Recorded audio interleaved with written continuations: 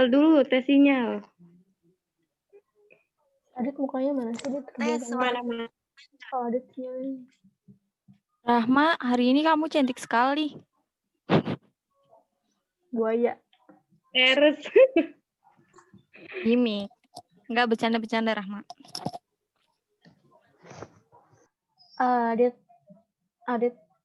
masih hidup nggak, Dit?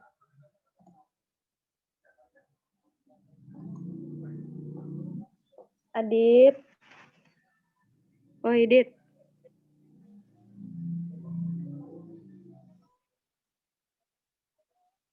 Kedengeran nggak? Ada. Oh, Hai.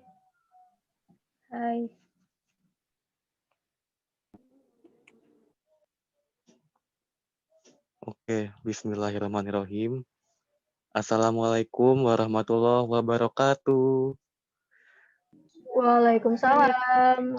Waalaikumsalam. Welcome to kita ada di Nggak ada Alvina. foto ini apa sih? Potong suaranya putus-putus.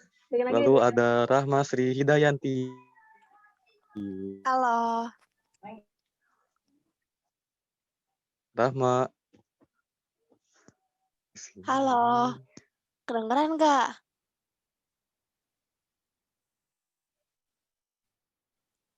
Ada.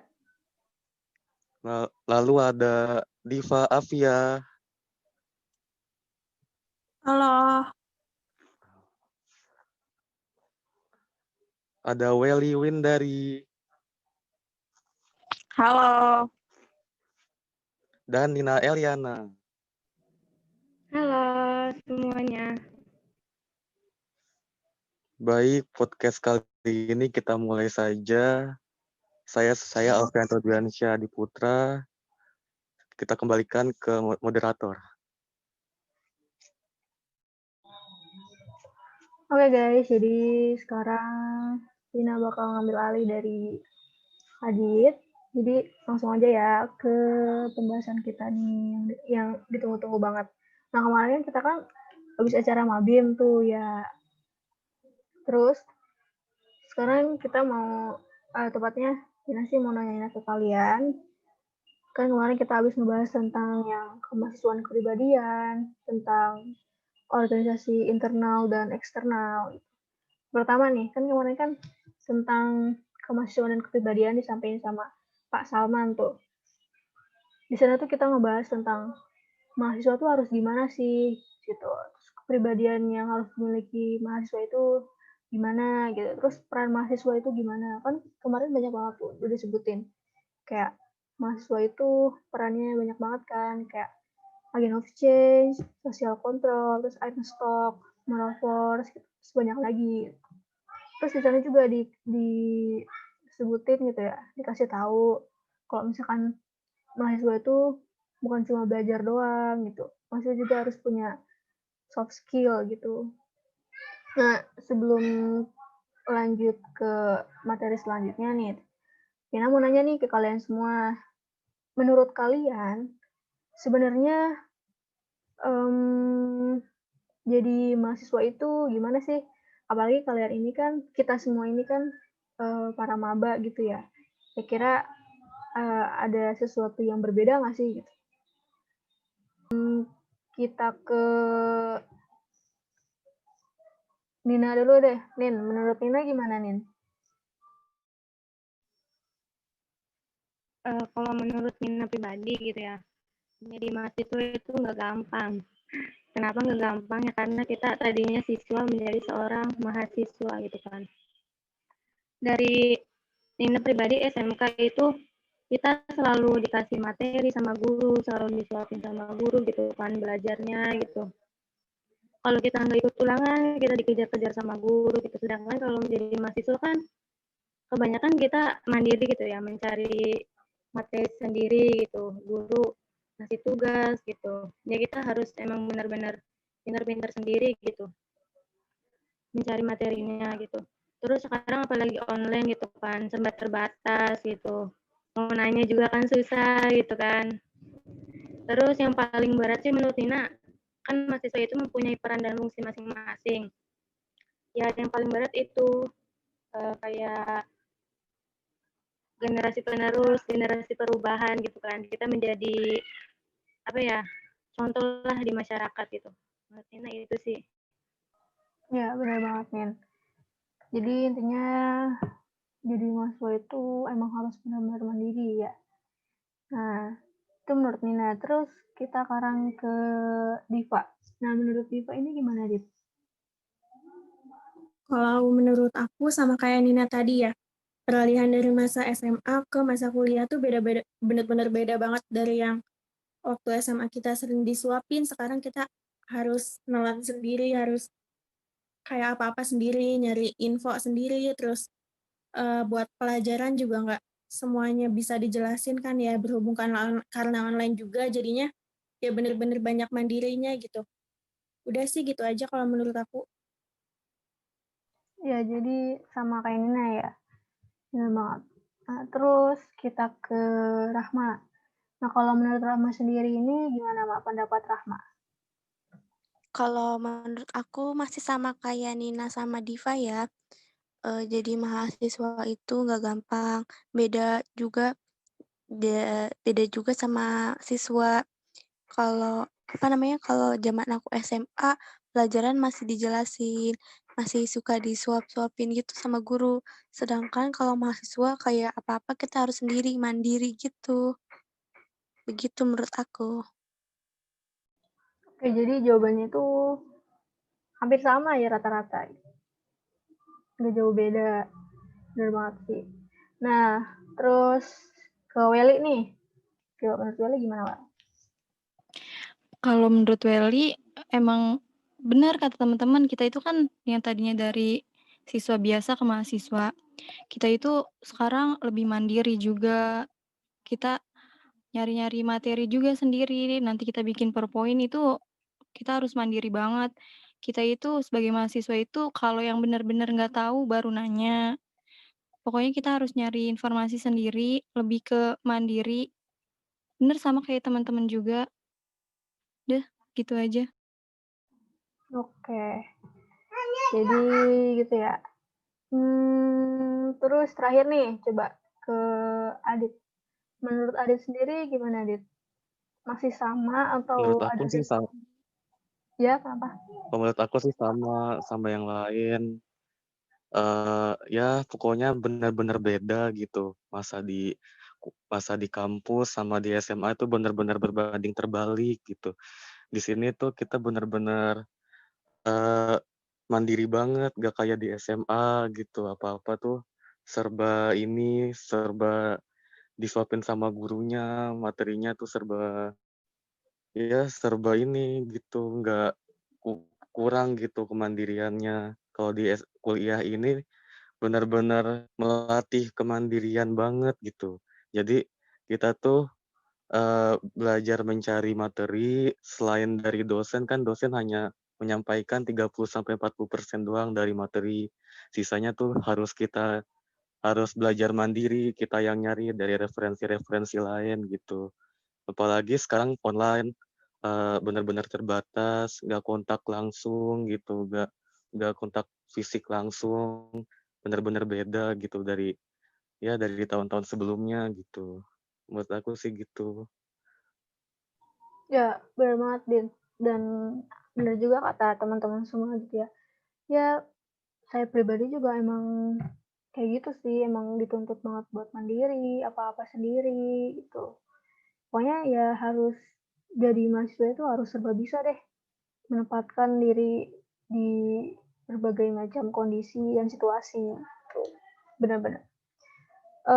Terus nih ya, ngomong-ngomong soal kayak gimana menjalani hidup kita sebagai seorang mahasiswa yang baru. Terus kita kan tadi juga kan sempat ngomongin yang namanya soft skill gitu ya. Nah, soft skill itu kan ada dua nih, ada yang interpersonal, gimana hubungan kita dengan orang lain, terus sama yang intrapersonal, gimana hubungan kita itu sama diri kita sendiri, kayak mengatur ya kita sendiri gitu. Contohnya cara mengambil keputusan kita gimana, terus sopan santun kita sama orang itu gimana gitu. Nah, menurut kalian semua nih, kira-kira soft skill ini tuh wajib diasah nggak sih gitu? Terus menurut kalian soft skill ini tuh gimana gitu? Pandangan kalian tentang soft skill ini. Nah, saya mau mulai dari siapa ya? Yang mau duluan deh. Dari siapa dulu sok? Oke, Nina dulu ya. Kalau menurut Nina, soft skill itu sangat penting ya, punya. Terus soft skill itu penting juga untuk diasah karena soft skill kan nggak tiba-tiba muncul gitu kan dari dalam diri sendiri. Mungkin ada gitu kan ya muncul mah, tapi kan kita juga perlu mengasahnya gitu kan, perlu melatihnya gitu. Apalagi kita seorang calon apoteker gitu kan, bidang farmasi gitu, bidang kesehatan, bertemu dengan masyarakat, dengan jenis dan karakter pasien yang berbeda-beda gitu kan. Otomatis kita juga perlu kepercayaan diri atau public speaking yang baik gitu.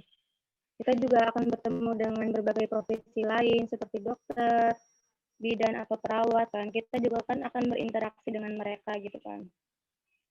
Terus juga kan dalam apoteker kan kita nggak hanya tentang pemberian informasi obat aja gitu kan. Kita juga harus di dalamnya kan ada manajemen keuangan juga, mengatur tentang kefarmasian. Itu juga kan kita harus ada soft skill tanggung jawab dan jujur gitu kan menurut Nina mah. Menurut Nina itu aja sih, Vin. Oke. Iya, benar banget. Benar banget nih. Dari apa yang Nana sampaikan ya emang benar. Terus Nana juga setuju sih. Terus nih lanjut aja ya. Lanjut ke siapa lagi? Yang mau deh. Biar kali aja sekalian. Ya, kayak tadi tuh benar kata Nina, sekalian melatih public speaking kita gitu.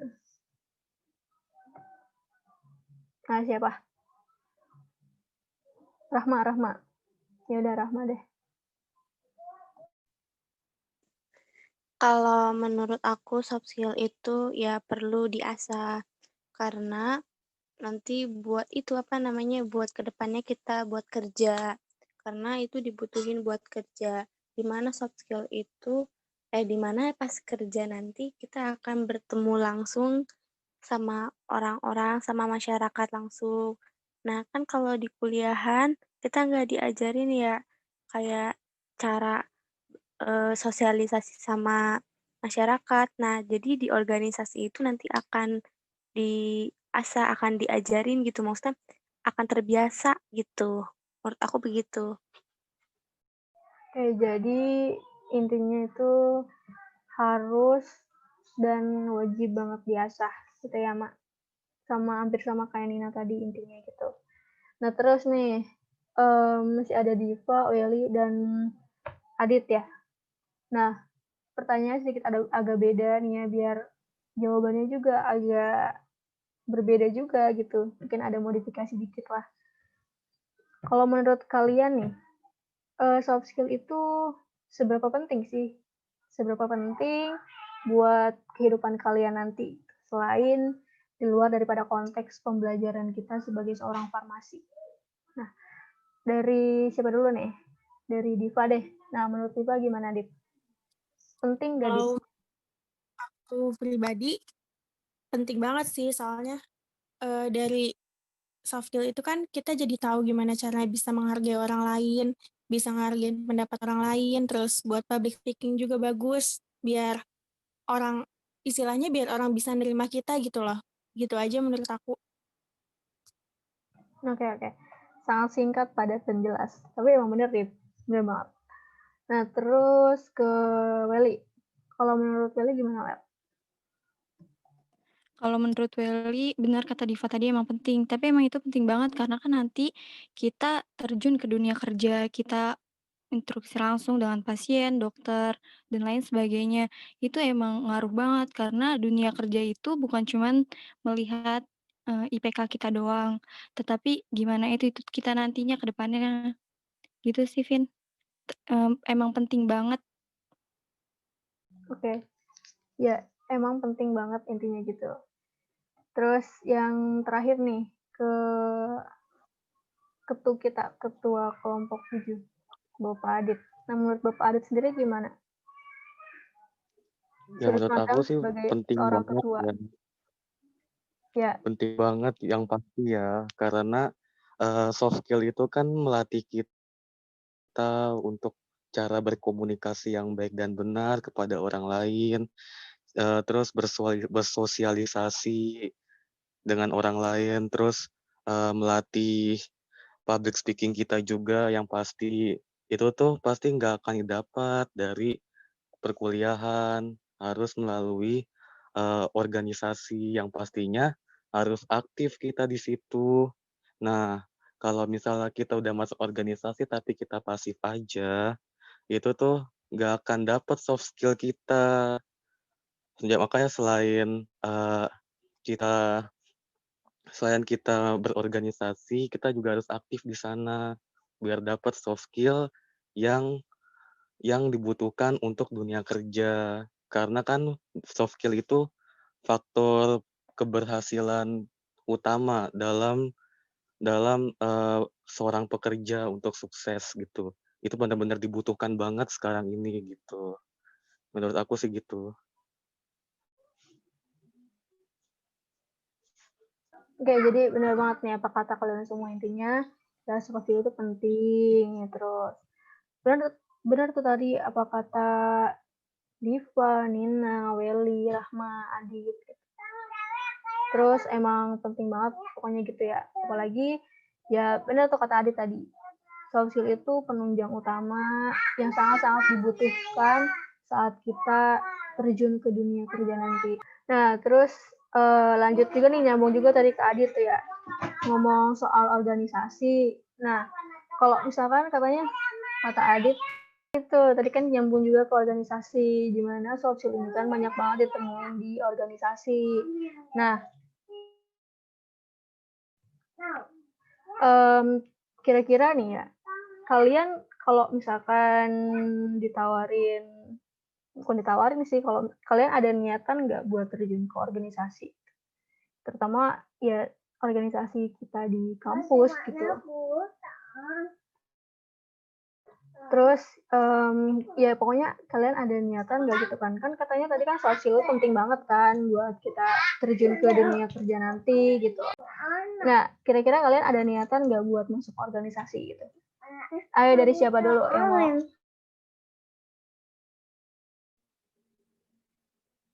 Oke, Nina dulu ya, Vin, boleh? Iya, boleh banget, boleh. Ya, kalau Nina sendiri sih sebenarnya pengen gitu ya, karena organisasi itu ya tantangan gitu kan buat Nina.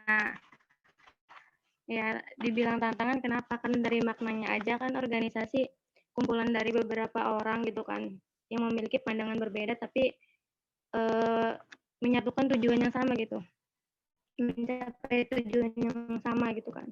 Jadi tantangan gitu buat Nina. Dan untuk Nina pribadi, insya Allah ikut organisasi gitu ya. Soalnya tadi dibilang kan organisasi kan banyak banget manfaatnya gitu kan. Melatih public speaking gitu kan, melatih tanggung jawab, melatih kepemimpinan. Cuman yang Nina masih kendala di Nina itu memanage waktunya gitu kan, antara organisasi dan belajar gitu. Soalnya Nina belum begitu bisa gitu memanage waktu gitu antara belajar dan berorganisasi gitu. Ya gitu aja sih, Vin. Jadi masih ada beberapa kendala gitu ya. Ya emang sih kita juga nggak bisa menghindari hal tersebut ya gitu. Ya benar banget nih. Terus lanjut ke Welly deh. Well, menurut Welly gimana Well? Calon aktivis kan ya? Kalau Welly minat banget karena emang itu kan menambah pengetahuan juga, terus melatih kepemimpinan juga, terus melatih apa sih, public speaking-nya, tapi balik lagi ngatur waktunya emang susah. Terus kan kalau organisasi ini kan kayak melatih kita gimana sih, eee, ngomong ke banyak orang, balik lagi ke tadi, ini emang penting banget bakal dunia kerja juga. Jadi gimana kita, di situ juga belajar saling menghargai juga, gitu sih, Pin. Oke, ya bener banget Wel. Setuju dah apa kata Welly. Ya emang bener sih gitu. Emang di organisasi itu ya tadi apa yang dibilang. Di situ tuh ya gimana kita menemukan hal apa yang sebelumnya kita nggak tahu gitu. Istilahnya ya belajar. Terus lanjut ke Diva. Menurut Diva gimana, Dit? Kalau aku ya, kalau misalnya ditanya ada kemauan atau enggak buat masuk organisasi, ya pasti mau sih. Cuman ya itu kendalanya sama kayak yang lain di waktu. Nah, tapi di sisi lain aku juga pengen dapet relasi yang luas gitu loh. Aku pengen punya teman yang banyak, terus biar bisa tukar pikiran juga kan. Tapi di waktunya itu aku belum bisa memanage waktu dengan baik. Oke, jadi lebih ke belum bisa memanage waktu yang baik. Ya, kayaknya setiap orang juga pasti merasakan kesulitan ya di dalam hal memanage waktu ini gitu. Tapi ya dikit-dikit mungkin Dipa bisa belajar gitu ya. Ya Dip ya. Iya, Vin. Iya. Terus oke, lanjut ke Rahma. Menurut Rahma gimana, Mak? Kalau mah kurang minat sama organisasi. Soalnya dari sekolah-sekolah juga aku mah nggak pernah ikutan organisasi. Soalnya susah nge-manage waktunya.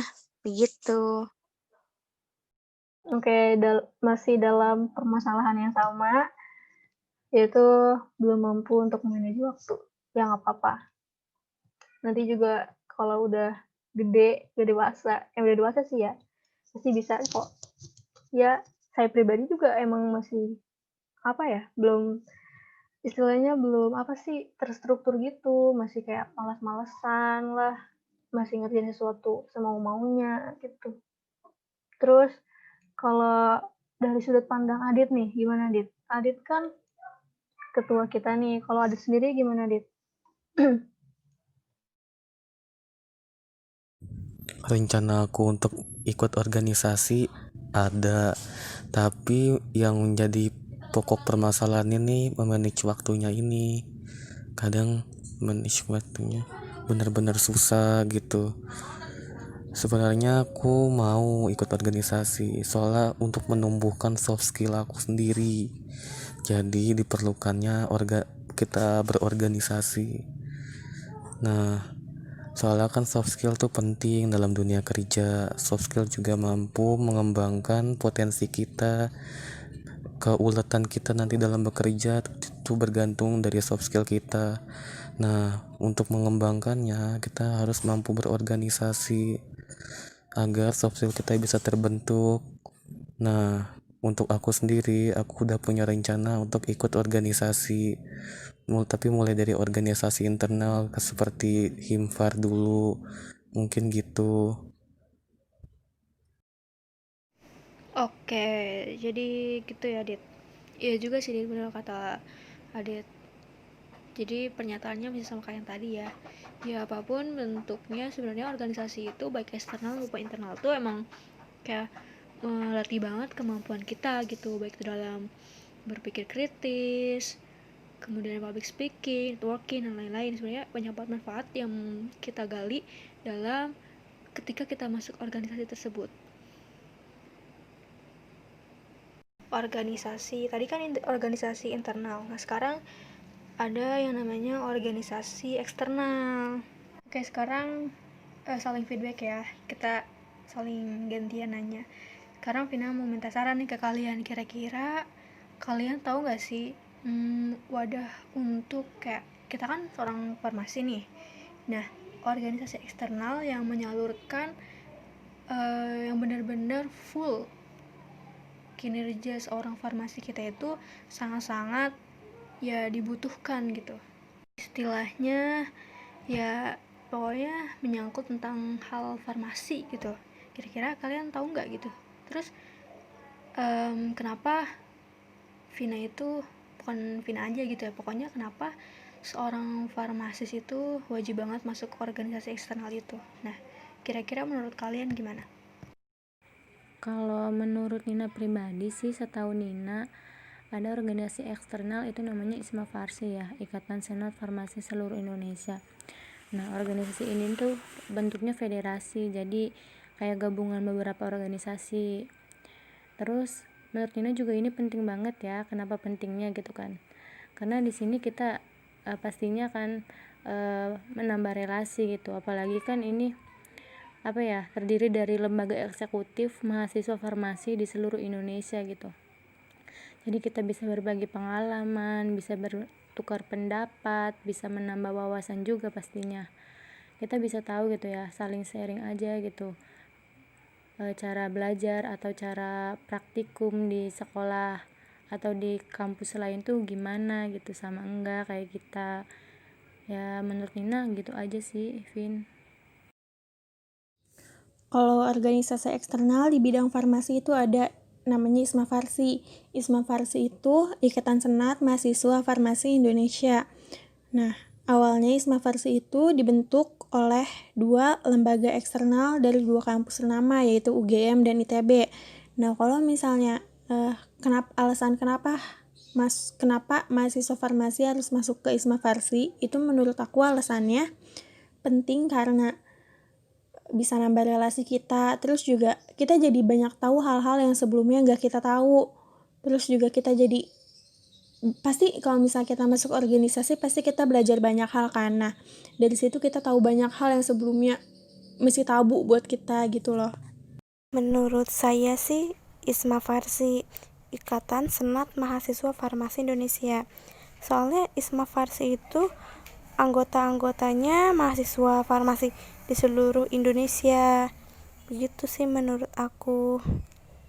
Karena kalau kita misalnya di situ bisa nambah banyak relasi, bisa banyak info-info tentang seputaran farmasi.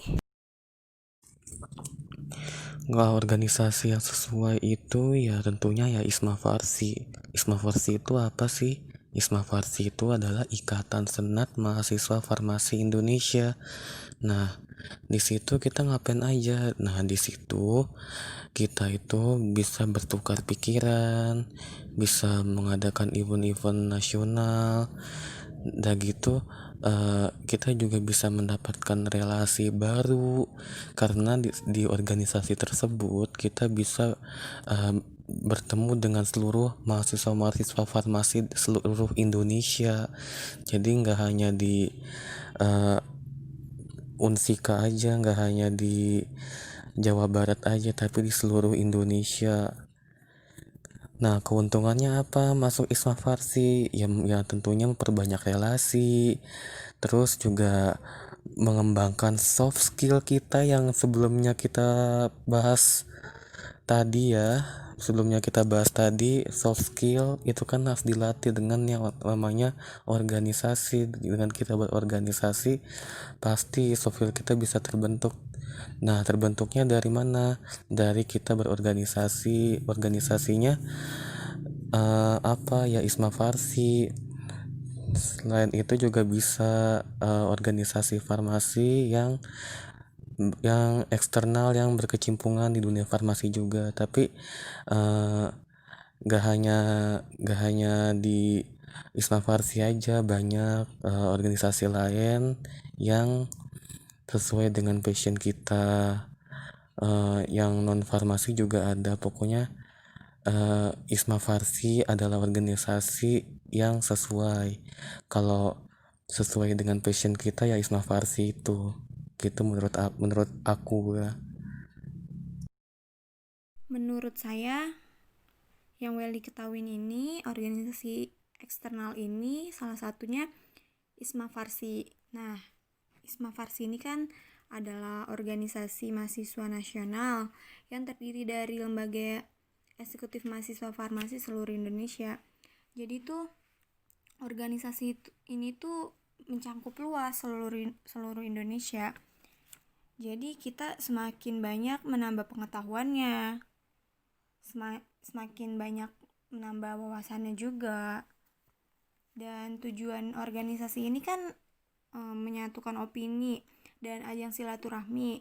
Jadi ini tuh baik banget buat kita. Organisasi ini tuh kan bukan seputar kampus, tapi ini kan seputar Indonesia. Jadi baik aja sih menurut Welly. Nah, organisasi ini kan untuk khusus farmasi, jadi tuh masuk banget ke kita yang prodinya farmasi. Jadi emang bagus banget, selain internal, eksternalnya juga harus kita asah gitu. Jadi emang sebenarnya organisasi internal ataupun eksternal emang bagus buat kita. Udah itu aja kalau menurut Welly. Terima kasih. Oke. Terima kasih ya teman-teman udah nyaranin dan ngasih tahu Vina juga tentang organisasi eksternal yang sekiranya cocok untuk jurusan farmasi ya terutama.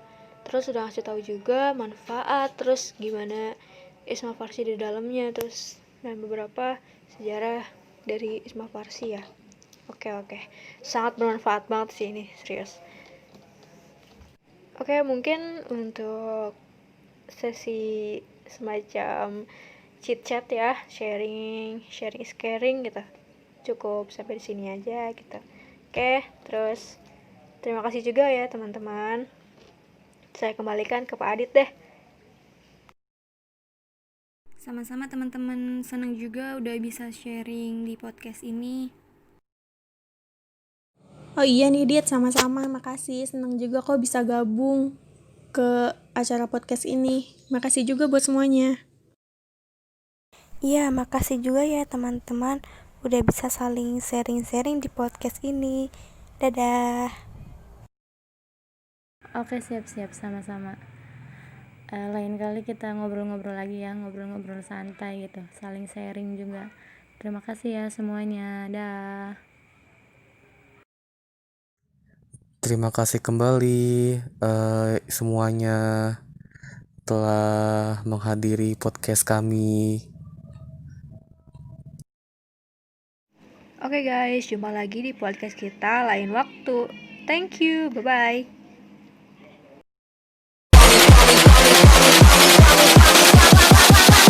While me do my two-step.